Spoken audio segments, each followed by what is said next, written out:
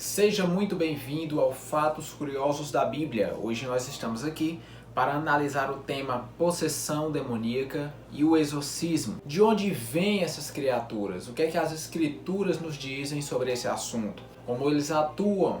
Quais as influências? Como se dá o processo de libertação e se existe alguma coisa que nós não sabemos ainda. Eu separei algumas coisas aqui que podem ser úteis para você que está querendo saber um pouco mais desse assunto. Então, antes de continuarmos, não se esqueça de ajudar o nosso canal, curtir, compartilhar, se inscrever e apertar o sininho para seguir as notificações. Então fica ligado aí, porque após a vinheta daremos prosseguimento.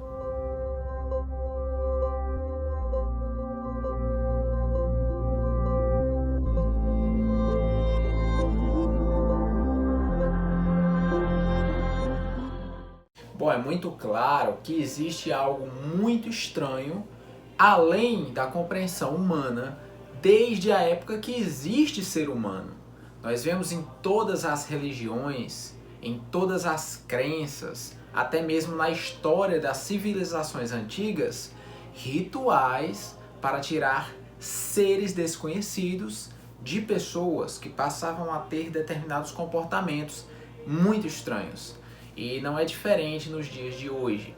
Algumas pessoas são taxadas de loucas, lunáticas, esquizofrênicas e muitas doenças atribuídas pela ciência. Só que os mesmos sintomas atribuídos a algumas dessas doenças apareceram numa pessoa que realmente tinha um espírito imundo e que Jesus expulsou. Então, até que ponto é uma doença e até que ponto é uma possessão? Os judeus antigos entendiam que a possessão não era apenas por espíritos de algum ser iluminado caído, como cremos nos dias de hoje, no caso os anjos caídos, mas criam também em alguns seres provenientes do espírito humano, seres humanos perversos que acabavam por seu espírito ficar aqui na Terra e acabar adentrando outros seres humanos. E também havia aquela crença de que o espírito dos Néfilins, que era a mistura de homens com anjos, que está em Gênesis 6, os Benai Elohim, que por não serem propriamente terrenos e nem celestes, acabavam por morrer e não ter para onde ir. Você pode encontrar mais detalhes sobre isso no estudo rápido que eu faço no vídeo chamado Néfilins, os gigantes do dilúvio, lá no início do canal, então dá uma conferida. Como eu estava dizendo, os judeus tinham essa crença e até hoje tem.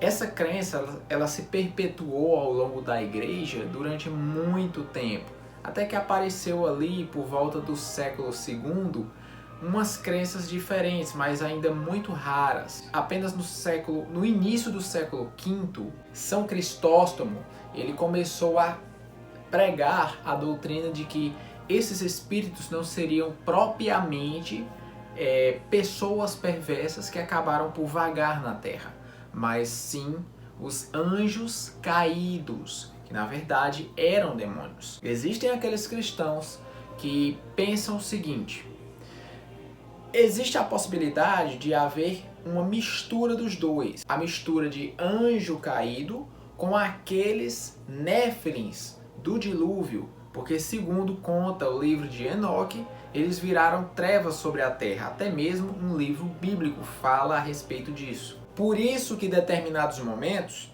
disse que Jesus expulsou o demônio. Outras horas aparece Jesus expulsando espíritos malignos. Então espírito imundo, na visão deles, é uma coisa, demônio é outra. Os judeus acreditam no Dibuk, que é nada mais nada menos que um espírito que foi humano e não é mais. Uma pessoa perversa que acabou por ficar preso, sendo perseguido por esses reais demônios e tenta se alojar em corpos para poder fugir dessa perseguição. Enfim, são muitas histórias, mas nós vamos comentar acerca do que a Bíblia fala sobre isso. É claro que nós não vamos poder saber de muitas coisas porque estão ocultas, pertencem apenas ao mundo vindouro, mas vamos tentar entender o que realmente nos foi revelado até agora. Resumindo, as escrituras mostram o diabo com várias personalidades já no Antigo Testamento. Ele aparece mascarado com uma nomenclatura e às vezes disfarçado de algum deus pagão. No Antigo Testamento você vai encontrar Dagon, Moloque, Leviatã, Asmodeus, Baal, Astarote, Áxera, Belial, Mamon, a rainha dos céus, Beuzebu, Amon, Tamuz, anjo da morte, serpente, Behemoth e muitos outros. Existem inúmeras nomenclaturas para aparições dele, seja direta ou indiretamente. Mas o que faz realmente o trabalho em si com a população são os seus seguidores, aquelas estrelas arrastadas do céu para a terra, junto com esse revoltoso que foi homicida desde o início. Os fariseus, o grupo dos fariseus, tinha uma ala deles lá separada que era justamente treinada para exorcismo. O estranho é que eles usavam o nome de Deus, porém também usavam nome dos patriarcas e até de anjos que eles acreditavam. O que torna um pouco estranho, porque se invoca a Deus e Deus não pode resolver isso, quanto mais as criaturas que ele criou, anjos ou pessoas já mortas. Éfeso era uma cidade ali muito centrada na magia. Tinha muitos livros de magia, muita prática. Isso causou posteriormente problemas para os apóstolos, tanto na questão de libertação quanto de ensino. O demônio, ele não é burro, às vezes se passa. É claro que por ser um ser do outro mundo espiritual, ele vai ter certas habilidades e sabedorias além da humana. Então o que é que acontece? Jesus tenta expulsar os demônios do gadareno. Então os demônios pedem para ir para os porcos. Precipitam os porcos e faz com que eles morram no mar. Agora qual o sentido disso? Por maldade pura? Para prejudicar Jesus, porque foi isso que aconteceu. Os moradores dali pediram que ele se retirasse daquele local, atrapalhando, obviamente, a pregação dele que deveria ocorrer ali. Então, o demônio, ele sempre vai usar de algum meio em você ou fora para lhe prejudicar, falar coisas que façam você acreditar. E sempre lembrando que ele é o pai da mentira. Ele pode lhe convencer com meios verdadeiros para empurrar nesse meio uma mentira. E aí você vai engolir a comida, mas uma comida boa, envenenada. Então fique alerta. Você quer um exemplo disso? Salomão foi o homem mais sábio, segundo a Bíblia, que pisou na terra. O próprio Deus lhe deu sabedoria, que fez com que ele enriquecesse, pessoas de todo mundo viessem conhecer a ele de tamanha sabedoria. Mas o que é que acontece no livro de 1 Reis, capítulo 11, verso 5? A Bíblia diz que Salomão se desviou dos caminhos do Senhor, dando ouvido a deuses pagãos que suas mulheres, obviamente, impunham a ele. E ele desviou o seu coração, se inclinou a Astarote, que era realmente uma deidade ali, mas por trás estava a adoração a Satanás. Confira você e leia os próprios versos que eu estou citando aqui. É certo que nós estamos chegando próximo dos tempos do fim. E o que é que vai acontecer? A Bíblia é bem clara em dizer que a maldade vai aumentar, a falta de amor vai aumentar, a fé vai diminuir. E isso é sinal de um aumento da atividade demoníaca. As pessoas também vão estar dando cada vez mais brecha para que tudo isso ocorra. O Apocalipse fala que vai ser aberto o poço do abismo e vai sair gafanhotos e dá algumas características, mas se trata de demônios, porque eles são liderados por Abaddon ou Apolion, dependendo do grego ou hebraico que você for olhar, que é o próprio Satanás também, o príncipe do poço do abismo. Nós podemos ver a procura na ala psiquiátrica e também, independente de religião, Os exorcistas estão cada vez mais aumentando nos dias de hoje, porque a atividade maligna aumentou de uma forma muito considerável.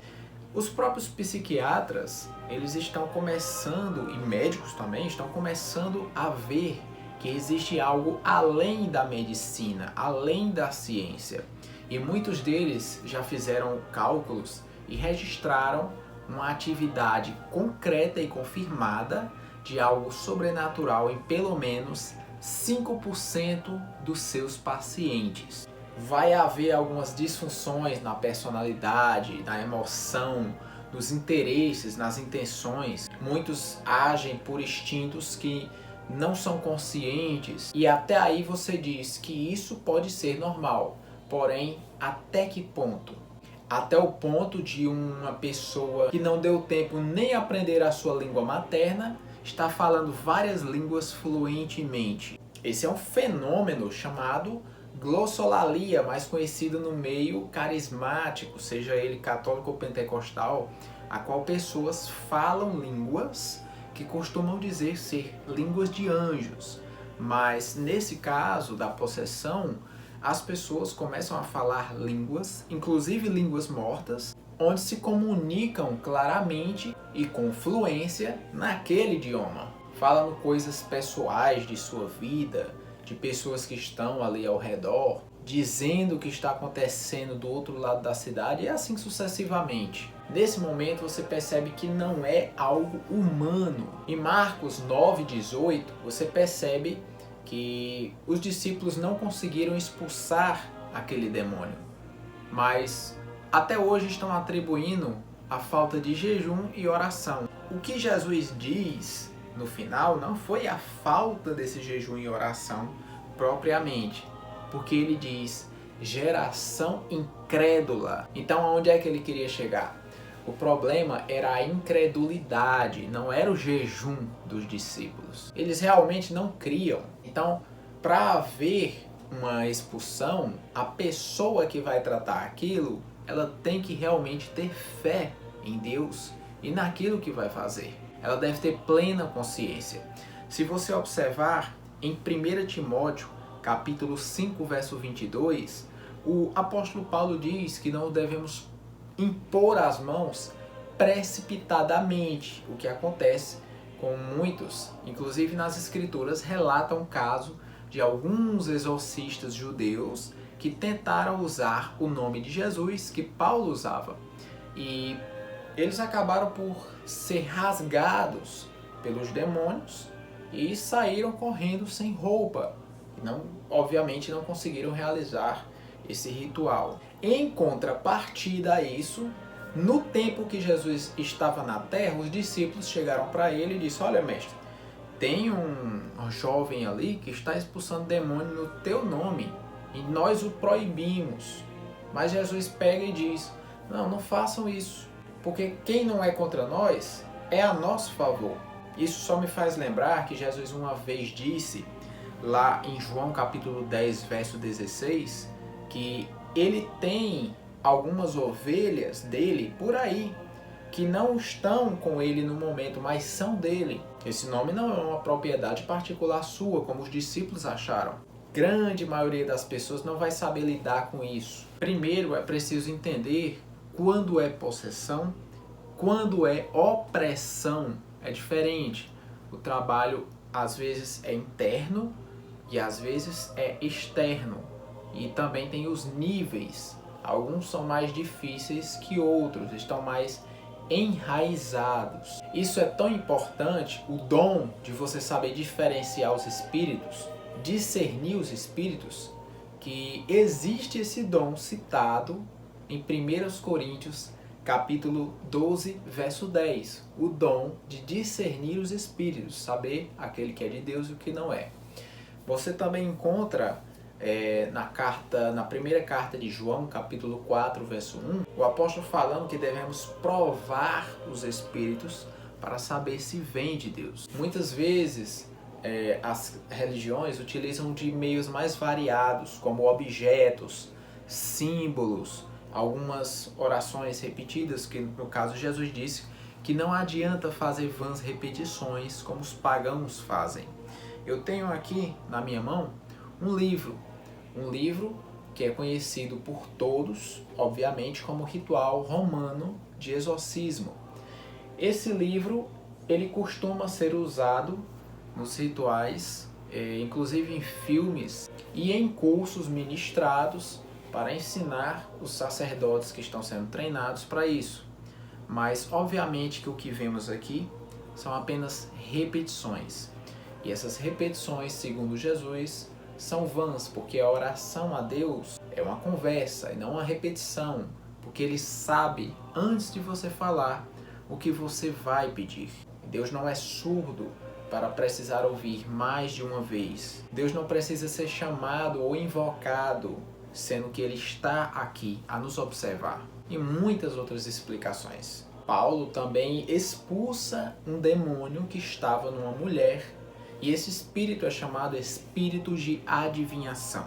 Daí você vê que qualquer prática que tente adivinhar seu futuro, horóscopo, saber alguma coisa a respeito de mapa astral, leitura de mão, cartomancia, búzios, qualquer coisa assim que leve a você usar pulseiras com símbolozinhos da sorte, amuletos, talismãs, alguns daqueles santinhos de orações que você fica repetindo, bênçãos, simpatias, benzedeiras, essas coisas. Tudo isso engloba o que Deus, desde o início da Bíblia até o final, condena. Adivinhação. Está incluso também os feiticeiros, os cartomantes, necromantes e muitos outros você vai encontrar nas Escrituras, como uma prática abominável aos olhos de Deus. Antes de encerrar, veja o que diz o livro de Efésios capítulo 6, verso 12. Diz assim: porque a nossa luta não é contra sangue e carne, mas sim contra os principados e potestades, contra os dominadores desse mundo tenebroso, contra as forças espirituais do mal nas regiões celestes. Ou seja, eles atuam de alguma forma hierárquica acima de nós. Obviamente que vão possuir corpos, independente de onde eles vêm, quem eles são ou o que podem fazer. O básico nós sabemos até aqui. Cristo é sobre todos eles, e o verdadeiro cristão não pode ser tocado por eles, bem como também pode expulsar em nome de Cristo qualquer entidade que habite em qualquer corpo. Não creia em qualquer coisa, mas creia naquilo que é verdadeiro. A Escritura Sagrada. Não estude de qualquer forma. Não entenda da sua maneira, do seu jeito. Procure saber o que realmente Jesus e os discípulos quiseram nos ensinar. Hoje ficamos por aqui e nos vemos nos próximos vídeos.